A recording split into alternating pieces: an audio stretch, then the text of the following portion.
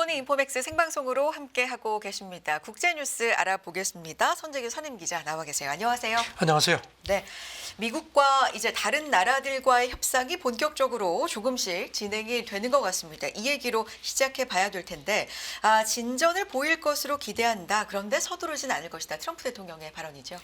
그 이탈리아 총리 백악관에서 만나면서 기자들한테 그런 얘기를 했습니다. 네. 협상이 진전되고 있다. 하지만 서두르지는 않겠다. 그리고 또 그 이제 기자들이 중국이 동맹들하고 자꾸 접촉하는데 신경 안 쓰이느냐 그랬더니 뭐 개의치 않는다 하는데 그렇게 얘기를 하는 게 조금 신경을 쓰는 것 같습니다. 그러면서 중국하고 매우 좋은 딜을 여전히 할 수 있다고 믿는다 했는데 또 조금 전에는요. 그 중국하고 여러 차례 접촉을 해왔다. 네. 그리고 거기다 덧붙여서 틱톡 거래를 중국하고 타협이 될 때까지 늦추겠다. 그러니까 상당히 그 좀 초조함을 좀 더 드러내는 게 아닌가 싶습니다. 네. 한 1시간 전쯤인가요? 한 3, 4주 내로 중국과 뭐 타결될 수 있다. 이런 발언도 대통령이 한 것 같네요. 계속해서 좀 접촉하고 있다. 뭐 이런 얘기 좀 전해지고 있는 상황이고요. 멕시코 대통령과도 생산적인 통화를 했고 어제는 또 일본하고 협상이 시작이 된 거잖아요. 이런 그렇죠. 언급도 있었죠. 그리고 여기 앞서서 네. 이제 트루스 소셜에 글을 또 올렸는데요. 네. 멕시코 대통령하고 매우 생산적인 통화를 했다. 그리고 일본 최고위급 대표도 만났고 매우 생산적이었다. 그렇게 얘기했습니다. 네. 그리고 이제 아시다시피 갑자기 일본 그 관세 특사를 만났죠. 만나고 했는데 이게 뭔가 좀 일본으로서는 조금 허를 찔린 셈인데 어떤 기죽이기 아니냐는 그런. 그리고 이제 자기가 이제 직접 장관급 협상에 참여하겠다는 식으로 얘기를 했는데 사실 물론 확인된 건 아니지만 보면은 일단 한 50분 면담하고 네네. 그 다음에 이제 재무장관하고 무역대표하고 만나게끔 자기는 빠진 것 같습니다. 그러니까 이제 미리 탁 해서 이제 갔다가 좀 기를 죽이고 그렇게 시작을 하는 것 같습니다. 뒤에서도 그 일본과의 협상 분위기라든지 이런 부분 자세하게 이제 전해 주시겠지만 어쨌든 장관급 협상이기 때문에 만날 예정이 없었는데 자기가 직접 참여하겠다라고 해서 일본 쪽에서도 조금 분주했던 모양이더라고요. 그렇죠. 네. 네. 알겠습니다. 뒤에 좀 더 자세하게 살펴보겠고요. 중국 얘기 조금 더 해보겠습니다. 관세 전쟁 격화에도 미국과 실무 단계 소통은 유지하고 있다. 중국 쪽의 입장도 이러네요. 그러니까 이렇게 트럼프가 조금 좀 초조함을 보이는 듯한 그런 거에 대해서 반면에 중국은 글쎄 일단 뭐 속으로는 어떨지 모르지만 겉으로는 좀 느긋한 표정입니다. 상무부 대변인이 어제 정리 브리핑에서 네. 그 상무부가 미국 관련 부서하고 실무 차원에서 계속 소통하고 있다. 이제 이런 발언이 나오고 나서 이제 트럼프가 몇 차례 만났다고 얘기를 한 거거든요. 네. 그리고 미국과의 경제 무역 협상에서 개방적 태도를 유지하고 있다. 이건 뭐 그동안에도 쭉 얘기를 했었고요. 그리고 이제 이 점을 강조를 했습니다. 일방적 관세 부과는 전적으로 미국이 시작했다. 그러니까 미국이 이걸 중단하고 상호 존중 바탕으로 대화로 풀어가길 바란다고 했고요. 그리고 여기 덧붙여서 이제 방울을 단 사람이 방울을 떼야 되는 거 아니냐. 결자 해지. 너희가 했으니까 너희가 먼저 풀어라는 겁니다. 네. 그리고 또 덧붙이기를 중국이 유럽연합하고 상호 개방을 확대하고 실질적 협력을 심화할 거다. 이렇게 힘을 줘서 얘기를 했습니다. 그리고 세계무역기구를 중심으로 한 다자 무역체제를 공동 수호할 준비되어 있다. 그러니까 유럽연합도 우리 쪽에 가깝다는 식의 이런 걸 또 은근히 또 압박을 한 겁니다. 그렇군요. 이제 다음 주에 우리도 미국과의 협상 이제 시작을 앞두고 있는 상황이기 때문에 일본 어떻게 진행이 되는지 가늠자가 될 것이다 이런 네. 측면에서도 좀 관심을 모았었는데 그 분위기 좀 전해주시죠. 일단 분위기가 첫 시작이 어땠습니까? 트럼프도 네. 생산적이었다고 했고 일본은 거기에 대해서 무슨 좋다 나쁘다 할 수 있는 입장은 아니죠 지금. 이게 상당히 을 입장이기 때문에. 네. 어쨌든지 지금 그 일본 쪽 언론 나오는 거 보면은 다음 협의를 이달 안에 이렇게 이어가기로 했다는 거고요. 네. 그리고 이제 장관급뿐만 아니고 실무 레벨에서도 관세 협의를 하겠다. 그러니까 뭔가 좀 더 빠르게 가겠다는 이런 거고요. 그리고 또 이제 이 일본 관세 대표 아카자와 경제재정상이 90일 안에 그 미국이 그걸 끝내려고 원하는 것 같다고 얘기를 했고요.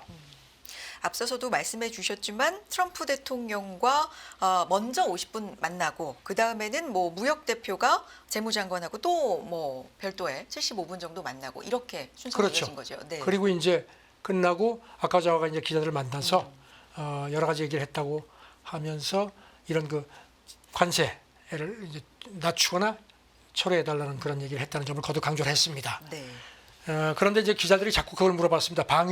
그렇죠. 방위비 문제, 그랬더니 거기에 대해서는 관심사였죠. 얘기를 하지 네. 않았고 환율 얘기도 나오지 않았다. 이거는 두 나라 재무장관이 논의할 거다 이렇게 얘기를 했는데 일단 뭐 일본은 원래 이번에 아카자와가 가서 구체적인 협상보다는 미국의 요구를 충분히 듣고 돌아와서 거기에 대한 뭔가 준비를 하려고 했는데 이제 트럼프가 막 빠르게 치고 들어오니까 조금 좀 당황한 것 같습니다. 네. 아카자와 료세이 경제 재생상인데요. 어떤 메시지를 또 전했는지 궁금합니다. 그리고 이제 트럼프하고 만난 네. 거에 대해서 기자들이 많이 물어봤죠. 그러니까 강한 메시지가 있었느냐? 그러니까 이렇게 답변을 했습니다. 트럼프 대통령이 이건 해야 한다는 식으로 강하게 말한 게 전혀 없다. 그러면서 단적으로 일본이 협의의 최우선이라는 점을 얘기를 했고요. 그리고 협의에 자신도 리더십을 발휘하겠다. 그러니까 강요 간에 확실하게 매듭을 지으라고 하는 걸로 자기는 이해한다. 그러니까 이제 조금 좀 이렇게 트럼프가 직접 면담한 게 자기는 조금 좀 중압감을 느꼈다는 식의 그런 걸 슬그머니 비쳤습니다. 50분 트럼프 대통령이 만나고 나서 SNS에 큰 진전이 있었다 이런 식으로 썼잖아요. 그러니까요. 네. 그냥 실무 협의가 되기도 전에 그러니까요. 큰 진전이 있다. 미리 딱 그냥 선을 그은 것 같습니다. 그리고 또 이제 아카자와한테 마가 그 빨간 모자 선물하고 그 같이 자기 집무실에서 활짝 웃는 사진을 이제 찍어서 올렸는데 아카자와 웃기는 웃는데 그렇게 아주 그 웃는 모습이 좀 트럼프하고는 달라 보였습니다. 네. 그러니까 이런 어떤 굉장히 미묘하고 섬세하게 협상을 하는 과정에서 미국을 다시 위대하게라는 그 마가 모자를 선물했다는 게 참 어떤 의미일까 생각이 드는데 미일 간의 입장차는 그래도 여전하다. 이 입장은 좀 유지가 되는 것 같아요. 그렇죠. 이시바 총리가 네. 이제 아카자로부터 이제 보고를 받고 나서 기자들한테 미일 간의 입장차가 여전히 하기 때문에 쉽지는 않겠지만 다음으로 이어지는 건설적 협의가 이루어졌다고 자기는 본다. 이렇게 애써 긍정적으로 평가를 했습니다. 네. 그리고 가장 적절한 시기에 미국에 가서 트럼프하고 직접 회담하는 거에 당연하다고 생각한다고 얘기를 했고요. 사실 우리도 이제 다음 주에 최상목 경제부총리가 이제 IMF 세계은행 연차총회 참석 겸 가서 이제 미국하고 접촉을 시작하니까 이런 그 미일 간의 접촉 초기 움직임 같은 거 이런 톤이 이제 우리한테도 상당히 뭔가 좀 참고 자료가 될 수 있죠. 네. 그렇죠. 앞서서도 짧게 말씀해 주셨지만 이게 트럼프 대통령이 직접 자기가 참여하겠다라고 얘기하면서 뭐 긴급 회의까지 열렸다고요? 그러니까 네. 일본 언론 보도를 보면요, 일본이 조금 허를 찔려서 조금 당황한 것 같다는 겁니다. 그렇게 갑자기 이제 트루스 소셜에 올려가지고 내가 참여하겠다 하고 실제로 만나지 않습니까? 네. 그러고 나니까 이제 그 심야에 긴급 뭐 대책 회의도 하고 그다음에 이제 아카자하고 막 황급 통화해서 어떻게 할 건지 뭐 소통도 했다는 겁니다. 왜냐하면 예상이 없던 일이잖아요. 그렇죠. 장관급. 아까도 말씀드렸지만 네. 처음에는 이제 가서 일단 미국 쪽 요구를 듣고 돌아와서 거기 이제 뭔가 준비를 해가지고 이제 가서 그때부터 번협작을 하려고 했는데 트럼프가 막 몰아치니까 조금 당황한 것 같다는 겁니다. 특히 그 이 아카자와가 이제 만나서 뭐 트럼프가 막 강하게 얘기를 한 걸 가지고 그대로 들고 오면 그게 참 일본은 난감하다는 겁니다. 그래서 뭔가 물론 뭐 주도권을 가지고 싸움할 정도는 아니지만 그래도 너무 그 주도권을 뺏기지 않으려고 하는데 약간 허를 찔렸다.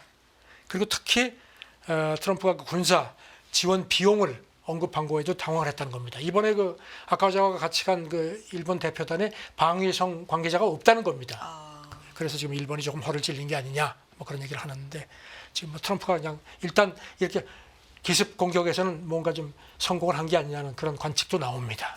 방위비 관련돼서는 일찍이 뭐 미국이 일본 방어에 몇백조 원 쓰는데 정작 일본은 아무것도 안 낸다 이런 얘기를 계속 해오긴 했는데 그랬죠. 네. 네. 이번 협상에서도 이 내용을 좀 강조하고 있고요. 언론 반응 좀 보겠습니다. 트럼프 대통령의 이중적 시각이 워낙 두드러졌다 뭐 이런 얘기도 있는데 어떤 얘기입니까? 뉴욕 타임스가 어제 네. 이제 쭉 진단을 했는데요. 트럼프가 일본에 대해서 글쎄 이걸 뭐 애증이라고 표현을 해야 되는지 그 이중 시각을 갖고 있어서 이제 그래서 이제 국제사회가 이제 미국하고 일본 그 관세 협상을 잘 보고 야 이거를 우리가 좀 벤치마킹 해야겠다고 하는데 너무 일반화시키지는 말하는 겁니다. 일본 같은 경우는 트럼프의 이런 어떤 특이한 그런 그 시각이 있다는 인정했다. 겁니다. 그동안에 일본에 대해서 칭찬도 하고 비난도 하고 이렇게 반복해왔다는 점을 상기시켰습니다. 그렇군요. 우호감을 가진 건 이제 분명한데 계속해서 그런 것도 드러내지만 뭐 반감도 드러내고 이러다 보니까 좀 이중이다라는 거죠. 기억하시겠지만 네. 지난 2일 그 상호관세 백악관 그 뜰에서 발표할 때 그때 아베 신조 전 총리를 언급을 했죠. 일기 때 아주 사이가 좋았죠.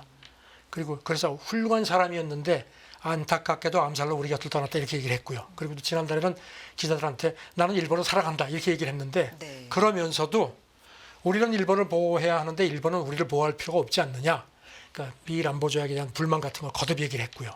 그다음에 이제 최근에는 그 SNS에 또 이런 글도 올렸죠. 일본이 무역에서 미국에 매우 부당하게 대응하고 있다. 그들은 미국 차를 사지 않는데 우리는 몇백만 대를 일본 차를 수입하지 않느냐. 또 이렇게 또 얘기를 한 걸로 뉴욕타임스가 상기시켰습니다.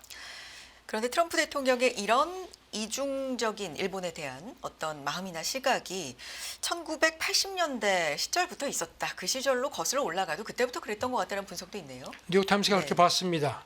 트럼프가 뭐 특정 사안에 대해서 이렇게 막 오락가락하는 거는 이거 어제 오늘의 일은 아니지만 일본 같은 경우는 확실히 뿌리가 깊다는 겁니다. 1980년대 뉴욕에서 부동산 사업할 때 그때 이제 맨하탄 건물 같은 거 사는 큰 손들이 주로 일본.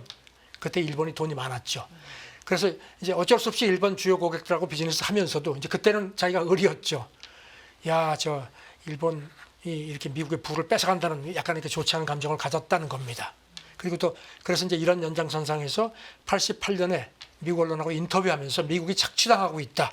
그래서 이걸 보호하려면 관세를 물려야 한다. 그때부터 그 관세 얘기를 했다는 겁니다. 네. 그렇게 말한 점도 상기시켰습니다. 그렇게 보면 이렇게 역사가 깊고 뿌리가 깊다면 어떻게 보면 지금 뭐 이중적 태도가 모순적으로 보이지만 굉장히 일관적이다라는 평이네요. 그러니까요. 네. 레이건 행정부 때 미국 무역대표부에서 일했던 게 일본계 미국 인사가 그렇게 봤습니다. 일본에 대한 트럼프의 이런 게 어떻게 보면 모순적으로 보이지만 실상은 매우 일관성이 있다는 겁니다. 그러니까 트럼프가 일본에 대해서 감탄하면서도 일본이 우리를 아주 미국을 교묘하게 속여왔다는 그런 좋지 않은 감정도 갖고 있다. 그러니까 애증이라는 겁니다. 알겠습니다. 일본과 협상, 뭐 다음 주 우리도 협상을 좀 시작을 앞두고 있는 상황이니까 지켜볼 필요가 있어 보이고요. 다음 내용 넘어가 보겠습니다. 미증 씨가 좀 흔들리기 시작한 게 언제, 왜, 원인이 뭐냐 이런 걸 거슬러 올라가 보면 굉장히 뭐 많습니다만 네.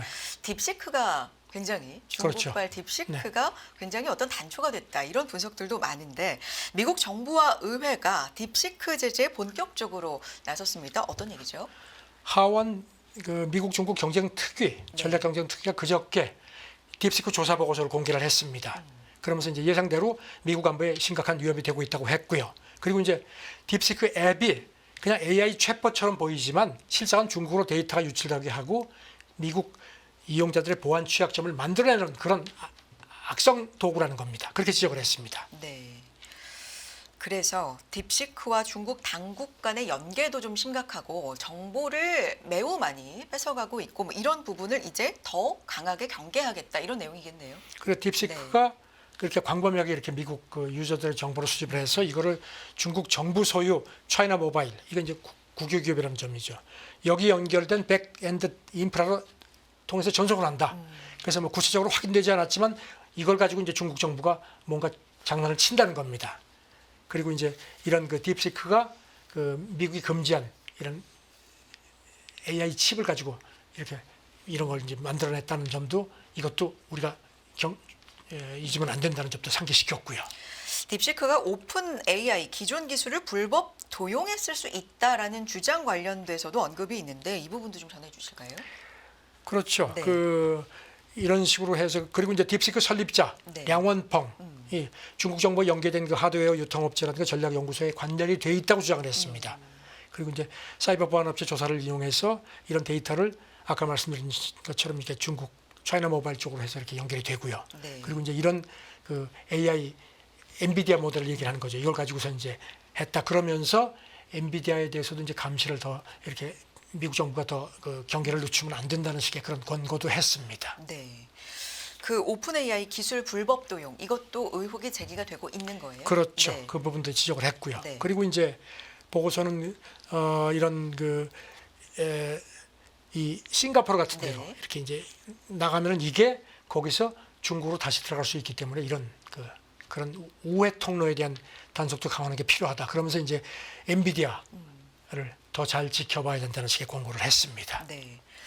젠슨 황 CEO 같은 경우는 이제 중국에 사실 방문을 했고, 중국이 굉장히 중요한 시장이고, 지금 미국이 새로 정한 기준에 맞춰서 그걸 또 새로 만들어서 중국에 계속 공급을 하겠다, 서비스를 주겠다라는 걸 지금 강조했기 때문에 이 부분도 사실 굉장히 미묘해 보여요. 미묘하죠. 이런 네. 보고서 나왔는데 지금 그러게요. 젠슨 왕이 또 중국 가가지고 네. 뭐 장사를 하겠다는 거니까요.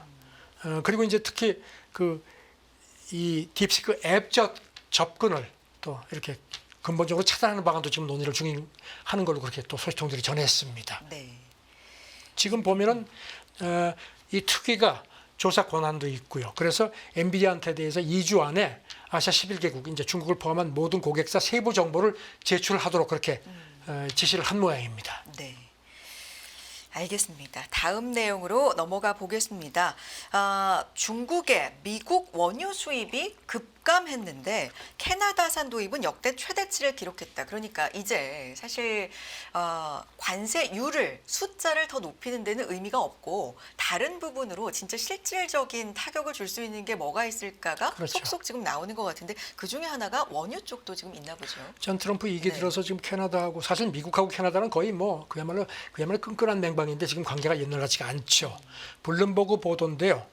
보면은 지금 미국산 중국이 수입하는 그 원유 수입은 크게 줄었고 반면에 캐나다산 원유는 뭐 대폭 늘었다는 겁니다. 네. 지금 지난달 같은 경우에 캐나다 원유 수입이 730만 배럴로 증가해 역대 최대치. 올해도 이달에도 더 늘어날 것 같다는 전망이고요. 네. 근데 이게 비교를 좀 해봐야 와닿을 것 같은데 그간 중국이 캐나다 원유를 얼마나 수입했나 보면 그간에는 좀 미미했다라는 거죠. 그렇죠. 네. 그러다가 그 캐나다 엘버타주 여기 네. 이제 그 쉐일류 같은 게 많이 나오죠. 여기서 브리티시 컬럼비아 그 주의 그 밴쿠버 근처까지 이제 송유관이 작년 5월에 완공이 됐습니다. 그리고 나서는 이제 슬슬 수입하기 시작하다가 이제 트럼프 2기 들어서 캐나다하고 미국하고 이렇게 사이가 나빠지면서 그때부터 그 중국이 캐나다 원유 도입하는 양이 급증을 했다는 겁니다.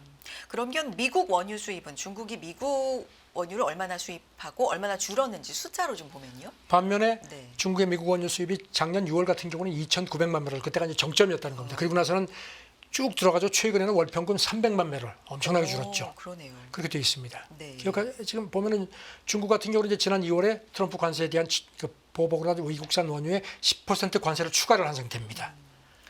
이 관세 전쟁 와중에 뭐 이쪽도 좀 고려한다라는 분석도 충분히 있을 수 있지만 또 캐나다 원유에 어떤 장점이 있기 때문에 또 이렇게 하는 거 아니겠습니까? 그렇죠. 네. 캐나다 원유가 이제 밀도가 좀 높다고 하고요. 전문가들 얘기는. 그다음에 이제 유황 함유량은 높지만 이제 그만큼 이제 품질은 좀 떨어지지만 중국에서 충분히 정제를 할 수 있는 거랍니다. 그리고 이제 가장 장점은 가격이 상대적으로 상당히 좋다는 겁니다. 최근에 중동산 원유가 좀 올랐습니다. 두바이유가 좀 강세. 그래서 이제 거기 비해서 캐나다 원유 가격 경쟁력이 훨씬 더 좋아졌다는 겁니다. 그래서 이제 전문가들 얘기는 최근에 그 미중 전쟁, 무역 전쟁이라든가 그다음에 미국하고 캐나다 관계 같은 걸 고려할 때 앞으로 중국이 캐나다 원유 수입을 더 늘릴 걸로 보인다. 이런 추세가 쉽게 뒤집어질 것 같지는 않다고 내다봤습니다. 그렇군요. 알겠습니다. 다음 내용으로 넘어가 보겠습니다. 중국 얘기지만 이제는 우리와 관련이 된 얘기입니다.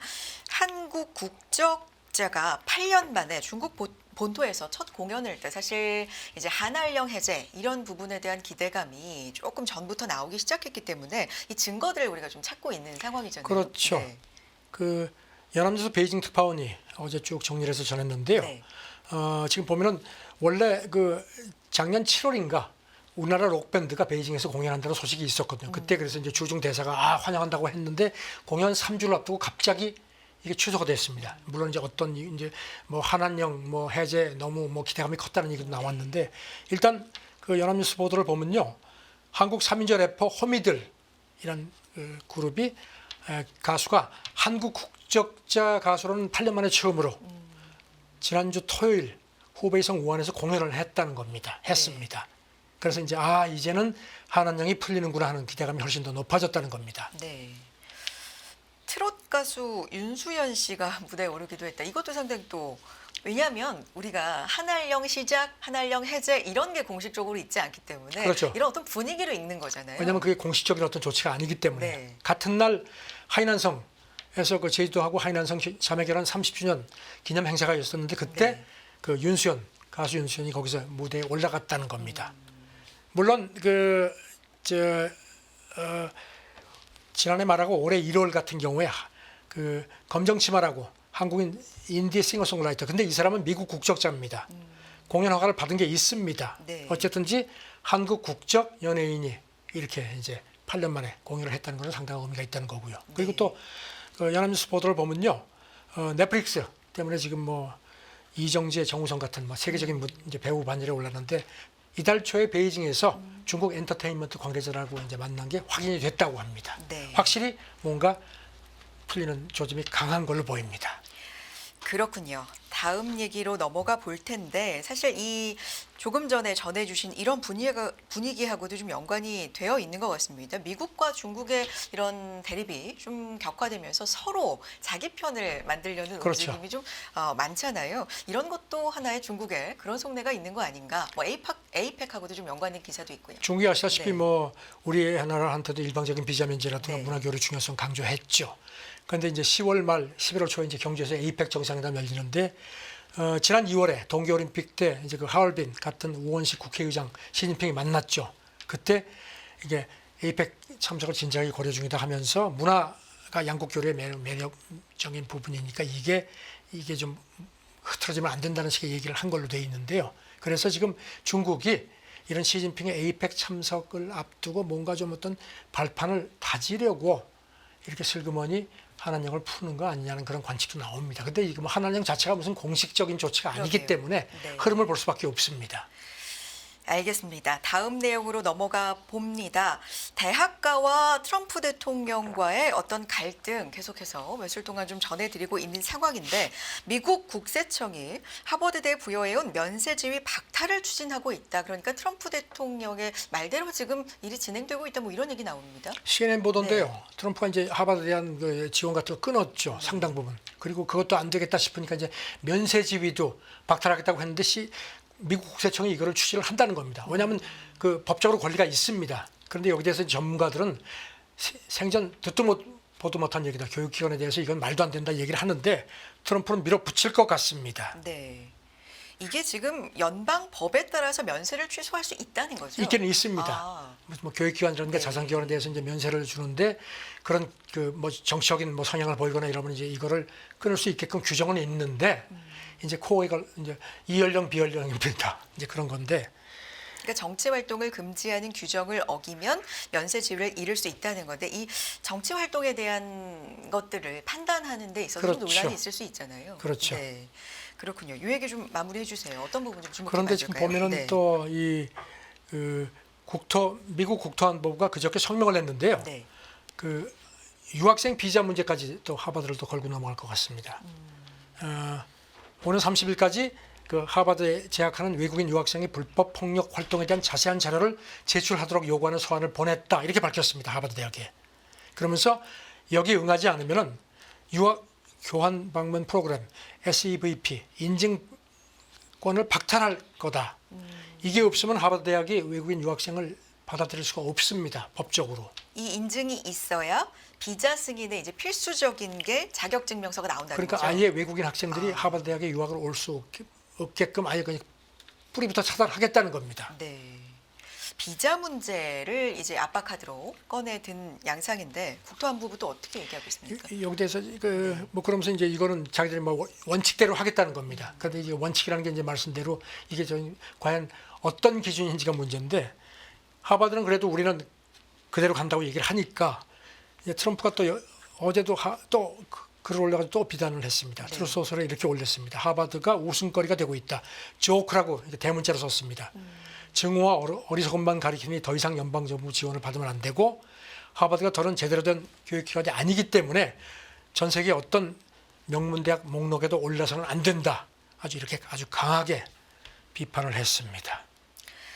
그렇군요. 다음 내용으로 넘어가 보겠습니다. 삶의 만족도 조사인데 일본이 좀 주목할 만하다고요? 삶의 만족도 조사에서 주요국 가운데 거의 뭐 꼴찌로 밀렸다. 어떤 의미가 있습니까? 일본 얘기할 때 흔히들 이런 얘기하죠. 나라는 부자인데 국민은 가난하다는 얘기를 했는데 그런 맥락이지 않은가 싶습니다. 지금 입소스가 최근에 설문조사를 했는데 일본 사람들의 13%만 지금의 삶의 질에 만족한다. 그다음에 15%만 삶의 질이 더 나아질 것 같다. 그리고 합산 점수 같은 것도 2011년 첫 조사 때보다 훨씬 떨어졌다는 겁니다. 그리고 조사 대상이 이제 30개국인데 27위밖에 안 됐습니다. 콜롬비아, 인도, 인도네시아, 페루 같은 데보다도 어떤 삶의 질을 느끼는 국민의 그 체감도가 훨씬 낮은 걸로 되어 있습니다. 뭐 생활비도 오르고 인구학적 부담도 있고 여러 가지 분석들이 있는데 우리는 어떨까 뭐 이런 생각도 좀 해보게 되긴 여기다 하는데요. 이제 그 네. 일본 전문가 얘기가 네. 일본에서 오랫동안 디플레가 되다가 이제 최근에 인플레 얘기가 나오죠. 네. 그래서 이렇게 해서 이런 영향도 있는 것 같다. 특히 고령층, 연금 가지고 살아야 되는데 더 삶이 고달파진다는 겁니다. 사실 뭐 고령층 삶이 고달픈 거는 뭐 일본보다 우리가 뭐 더 심하면 심하죠. 자, 전 앞으로 전망도 밝지 않다 하는데 일본이 참 옛날 같지가 않습니다. 80년대 얘기도 앞서서 했었는데요. 자, 여기까지 듣도록 하겠습니다. 국제뉴스 전해주셨고요. 이번 주도 다양한 국제뉴스 있었는데 또 고생해 주셨습니다. 다음 주도 만나 뵙겠습니다. 선재규 선임기자였습니다. 고맙습니다. 네, 감사합니다.